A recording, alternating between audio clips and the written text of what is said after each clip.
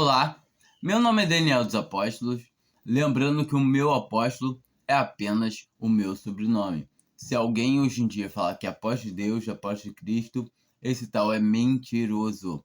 Não existe mais apóstolos nos dias de hoje. Apóstolos foram testemunhas oculares. Eles estavam aqui para lançar os fundamentos, como fala o apóstolo Paulo.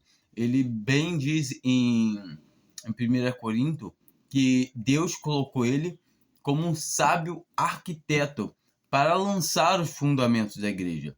A gente vê em todo o tempo que Paulo ficou exclusivamente sendo o apóstolo da incircuncisão de nós gentios. Então, automaticamente, a gente consegue perceber que o apóstolo Paulo ele teve muito mais revelação. Foi ele quem estruturou todos os mandamentos da igreja. A gente consegue comparar muito claramente com as passagens, com as cartas feitas para a igreja de Deus da parte judaica, sendo que tudo uma igreja só, tudo é um único corpo. Mas quando a gente percebe que os judeus ali não tinham tantas revelações, por quanto eles já tinham uma base de adorar a Deus, eles já tinham recebido todas as partes da lei, então eles já deveriam andar na presença de Deus de um jeito que já era passado, o qual a gente vê que o apóstolo Paulo fala que não tem mais valor nenhum, nem a circuncisão, nem a incircuncisão. Ele bota bem em pauta que se alguém quer viver debaixo da lei, está se fazendo maldição e obrigado está de guardar toda a lei. Ou seja, tá obrigado a guardar toda. E sabemos que ele também, claro, em Gálatas, que é impossível que o homem consiga guardar a lei. Ou seja, não tem como. E se o homem cometer um único delito na lei, ele é réu de toda a lei. Como assim? Se eu atentar por alguém, sentir raiva, cobiçar, e isso automaticamente é pecado. Ou seja, eu sou réu de adultério, de homicídio, de qualquer coisa. Ou seja, eu me faço réu de toda a lei. Porquanto, se um único quesito da lei for transgredida, eu transgredi toda a lei. Olha só a única coisa que eu não consigo fazer é cobiçar. Mas o resto da lei eu cumpro tudo de uma ponta a outra. Bem, isso já começa que eu acho que é mentira. Mas tudo bem, que você consiga cumprir tudo. A lei todinha. Quando chega no final, o Senhor Jesus mesmo falou que se cobiçarmos, isso já é pecado. Ou seja, a concupiscência já é pecado. Ou seja, a gente não tem como controlar a nossa mente. Temos que aceitar que necessitamos de quê? De um Salvador.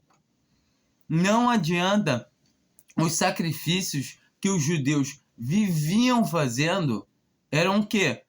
Era algo que tinha um prazo de validade. E a gente vê por meio do sacrifício do Senhor Jesus que aquele monte de sacrifício que tinha que ser feito todo o ano, que apenas comemoravam o que? Aniversário.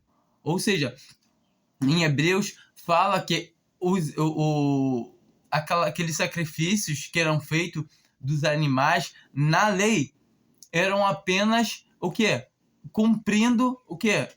Aniversários. É tipo, parabenizando por mais um ano de pecado. Como assim é isso?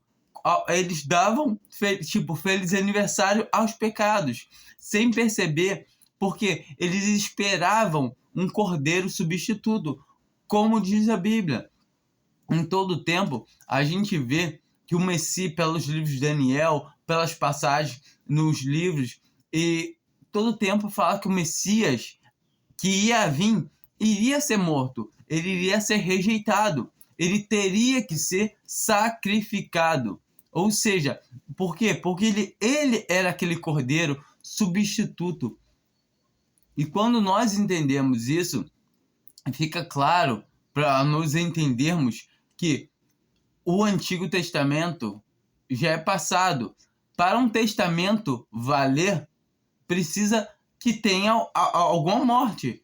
Ou seja, para mim poder ser beneficiado de um testamento da minha família, um parente que é o testador, ele tem que morrer. Se ele não morrer, como é que ele vai ser? Não, eu sou herdeiro, sai daqui, agora... Não!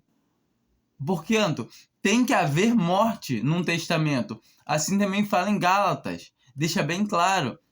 Então a gente vê que aquilo ali era um testamento que Deus fez para eles, para os judeus, ao qual esse testamento estava incluindo também a nossa filiação.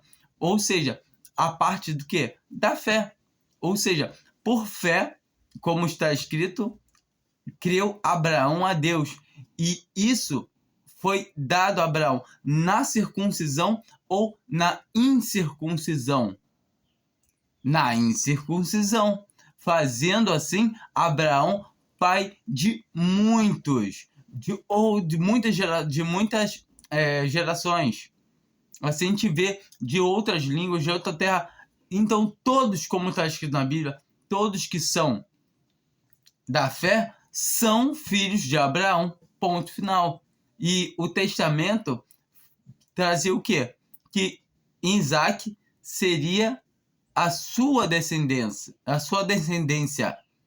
Abraão, sem nem pensar, nem ter pestanejar, quando Deus pediu a Abraão o seu filho Isaac em sacrifício, ao qual o Senhor tinha prometido todas as coisas, ele sem pestanejar, ele fez o quê? Ele foi para tirar a vida do seu filho, sendo que Deus proveu um cordeiro substituto. Isaac perguntou ao seu pai: pai, aonde está o cordeiro? Tem a lenha, tem um machete, tem tudo, tem fogo, mas aonde está o cordeiro? Deus proverá. E assim a palavra de Deus nos mostra que Abraão tinha fé que até mesmo para dos mortos o Senhor tornar a trazer Isaac. Porque Isaac era a promessa. Deus prometeu. Deus não vai cumprir. Então ele cria que Deus mesmo dos mortos poderia trazer Isaac. Então Deus vê que ele ia fazer e não permite que ele faça. Mas em todo o tempo, aquele cordeiro animal, aquele animal que apareceu preso pelos chifres, aquele ali não era o cordeiro substituto que a gente encontra na Bíblia. Aquele foi temporal para substituir Isaac, mas viria um cordeiro realmente. A gente vê a passagem do povo saindo do Egito, também a mesma coisa. O povo fez o quê? Passou sangue nas portas, porque à noite o espírito da morte passaria e levaria o primogênito de todas as casas, de todo o Egito, e até mesmo de Israel, que não passaram, não aspergiram o sangue, tiveram os seus primogênitos tirados, mortos. Ou seja, nós conseguimos ver claramente que o espírito da morte, quando passou por cima das casas para poder tirar a vida de todo primogênito, ele não falou assim: calma aí, eu vou dar uma olhada e conferir se eles têm pessoas justas, honestas, que andem direito conforme a vontade de Deus. Não, realmente só a única coisa que ele queria ver era o quê? Tem o sangue. E hoje em dia, quem tem o sangue está na mesma situação. Quem tem o sangue de Jesus tem a vida eterna. O sangue dele nos asperge, nos limpa, como está escrito em Hebreus, sem derramamento de sangue não há propiciação de pecados, não há perdão de pecados. Ou seja, nós cremos que o sangue de Jesus nos purifica, nos limpa, e tudo isso por intermédio da palavra de Deus chamada Bíblia. E assim, o mais delicado, o pior de todas as coisas, são homens que tentam falar que a Bíblia ela foi modificada, que a Bíblia não é confiável, que a gente não pode crer totalmente no que está escrito na Bíblia, porque teve um aglomerado entre os países, não sei o que eles dizem, que eles conseguiram mudar a Bíblia para que as pessoas não conseguissem ter a salvação.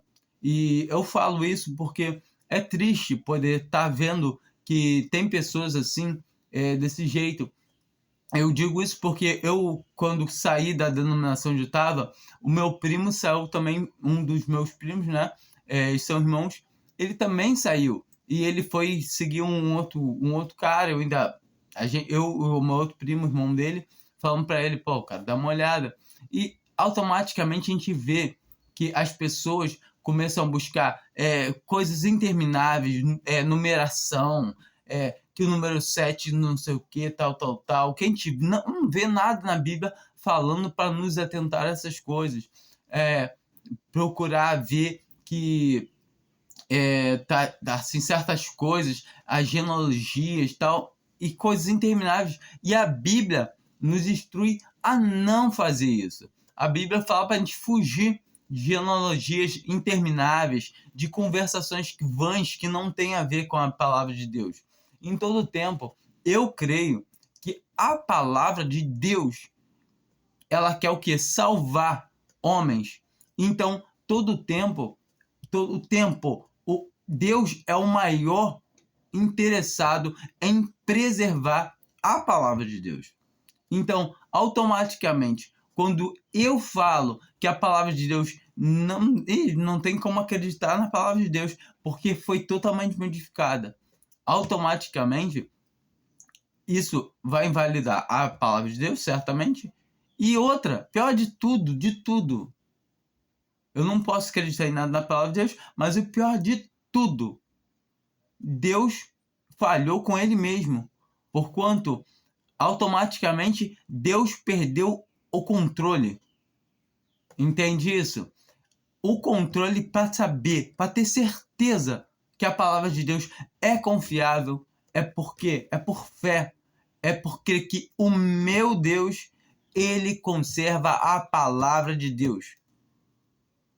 Ah, não, mas se a Igreja Católica deturpou a igreja, deturpou a Bíblia, o Testamento, se ela tivesse mudado mesmo, como dizem, que é uma mentira, ela teria tirado o Salmo 115, que fala sobre imagem e escultura, ela teria tirado Êxodo 20, que fala sobre imagens e esculturas, e dá para perceber nitidamente que tem várias passagens que acabam com... Fala assim, a Igreja Católica modificou a Bíblia. Mentira.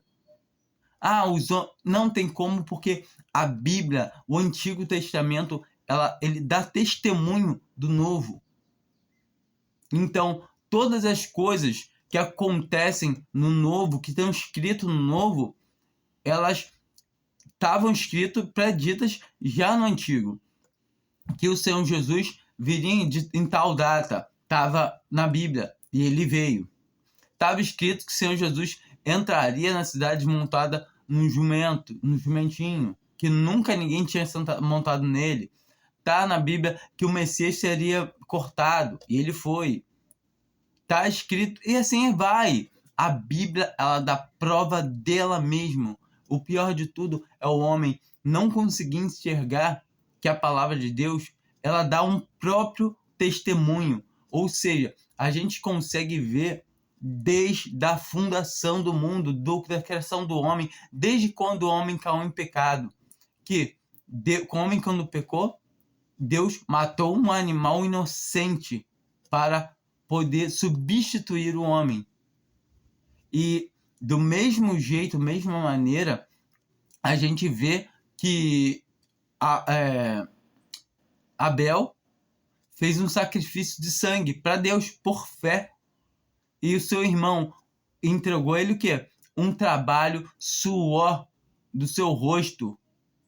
Ou seja, ele fez o quê? Um sacrifício de sangue, da força, do seu esforço. E Deus não aceitou, Deus rejeitou, como está escrito na Bíblia. E a gente vê claramente que Deus aceitou o seu irmão, que foi por fé. E assim a gente vai vendo a Bíblia toda. A gente vê que Deus, ele toda a vida, ele sempre quer o quê? Que a gente tenha fé nele. Todavia foi assim. Desde a antiguidade até os dias de hoje, a gente vê todos os servos de Deus no Antigo Testamento, quanto no dia de hoje, sendo salvo. Por quê? Por graça, por fé, não pelas obras que fizeram. A gente vê assim, não, tem que ter obra. Não tem que ter obra. Quando a pessoa acredita em Deus, ela faz porque acredita que Deus já preparou tudo, já fez tudo. Davi imputou que a fé em Deus. Ele sabia que Deus ia cumprir. Então, todo o tempo, todos do Antigo Testamento morreram sem ver essa promessa chegar aí para eles. Por quê? Porque essa promessa se consumou após o sacrifício que o Filho de Deus fez. E a gente vê nitidamente que eles morreram esperando aquele que havia de vir. Então, entendemos claramente que é por fé somente. E automaticamente, quando eu falo que a palavra do meu Deus, ela está modificada, não posso acreditar nela, automaticamente eu estou sendo infiel. Eu não estou acreditando que o meu Deus, ele tenha poder para guardar a sua própria palavra. Eu estou falando assim, Deus, será que ele conservou a palavra dele mesmo? Não sei. É porque é complicado acreditar que Deus conseguiu que o homem não viesse e mexesse. Realmente, a gente tem pequenas alterações na palavra de Deus, mas automaticamente são coisas que dá para perceber nitidamente. Porque a palavra de Deus está conservada perfeitamente na Bíblia. Vai ter pequenas alterações, pequenos erros de transcrições, de traduções. Por isso que eu sempre falo para as pessoas, usem mais de um modelo de Bíblia, de tradução. E todavia, quando a gente vê a palavra de Deus que falando que tem que fazer algo além de crer, não cabe dentro da Bíblia. A Bíblia tem uma sintonia, ela tem uma harmonia. E dentro de uma escala musical, para quem entende de música, se você coloca uma nota que não existia ali na partitura, desafina a música. Que isso está fazendo aqui? E aí você já entende que aquela não estava. E automaticamente ninguém encontra originais. Aqui ó, escrito por Paulo. Aqui ó, escrito por Pedro. Ninguém vai encontrar nenhum texto original. Vai encontrar o quê? Texto de texto, ou seja, cópia de cópia. Mas você encontra várias cópias falando a mesma coisa, com a mesma igualdade. Então, dá validade à palavra de Deus. E creia que Deus conservou a sua palavra. Se você passa a ver a Bíblia como contendo a palavra de Deus e não como palavra de Deus, automaticamente você está invalidando. Porque o que eu leio ali? O que é palavra de Deus? O que eu posso dar um voto de confiança? Eu não sei, você sabe? Eu creio que toda a palavra de Deus está contida dentro da Bíblia. Eu creio que quem conservou e quem guarda até hoje é o próprio Senhor. Ele guarda a sua palavra. A palavra de Deus não está modificada. A palavra de Deus ela está pura. Ah, não, mas não inventa história. Creia, porque se você não crê na Bíblia como palavra de Deus, você nem tem como crer em Deus. Você não tem como crer em Cristo. Você não tem como crer que o sacrifício foi feito.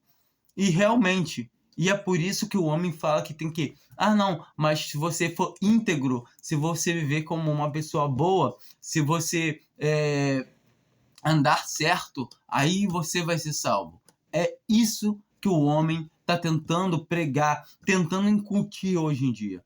Eu fico triste. Eu vi meu primo para esse caminho e hoje em dia estou vendo um vizinho, um amigo meu, assim, indo para esse caminho, mesmo caminho.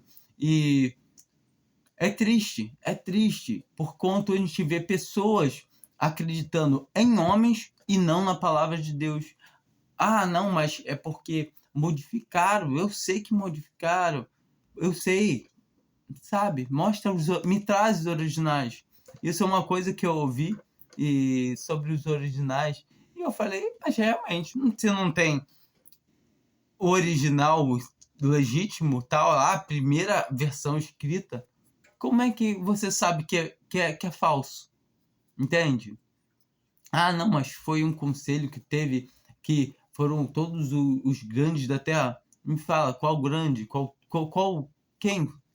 A gente consegue encontrar vestígios da palavra de Deus por todo o mundo. Existe palavras de Deus lá na França, na Inglaterra, na Europa.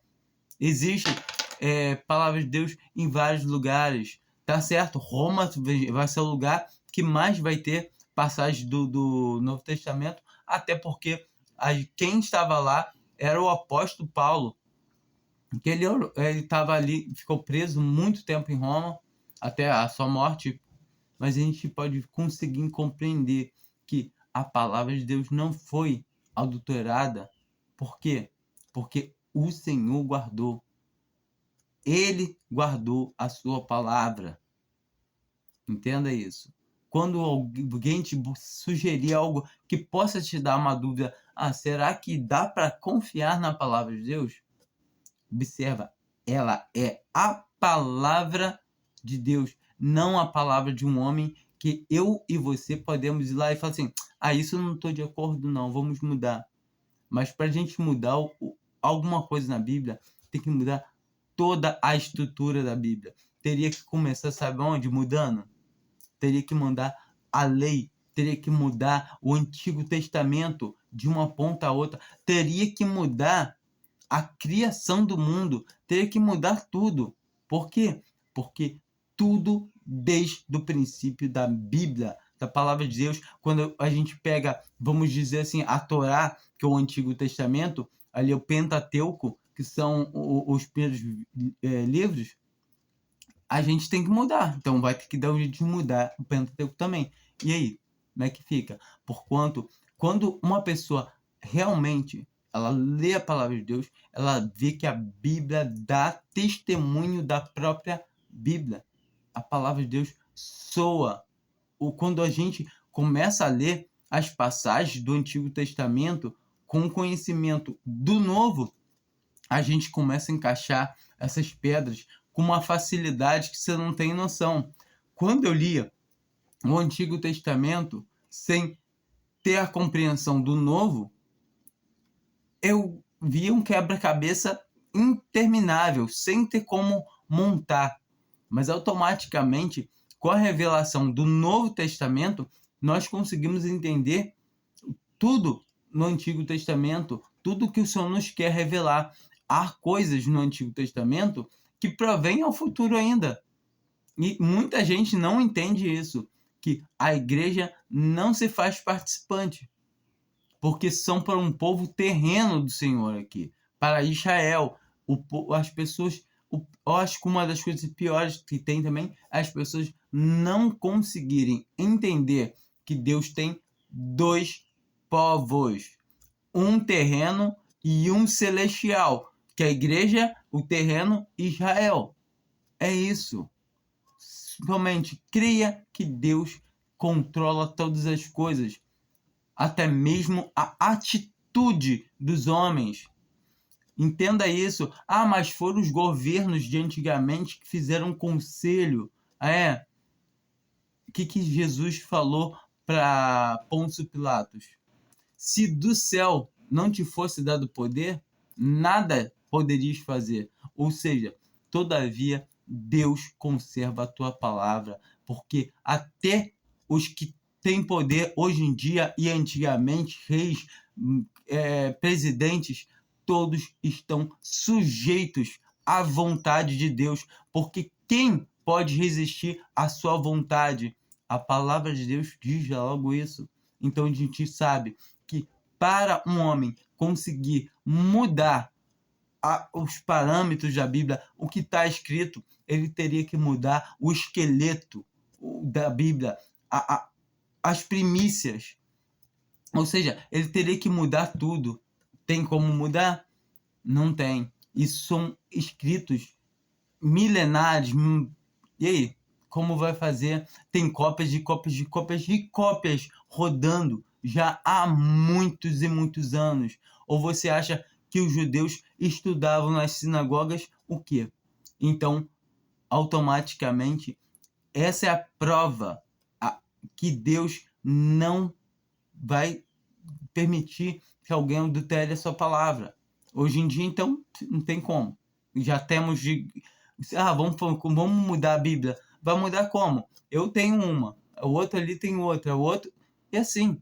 E a gente pode ver que em todas as sinagogas já tinha o quê? O Antigo Testamento. Então, automaticamente, a palavra de Deus dá testemunho de si. Entende? Compreende? Não duvide da palavra de Deus. Eu espero que seja um vídeo instrutivo que possa trazer às pessoas a consciência de que não é para ir no faz de conta, no ouvido das pessoas, do homem. É somente para crer que Jesus Cristo já resolveu tudo. Tá bom? Amém.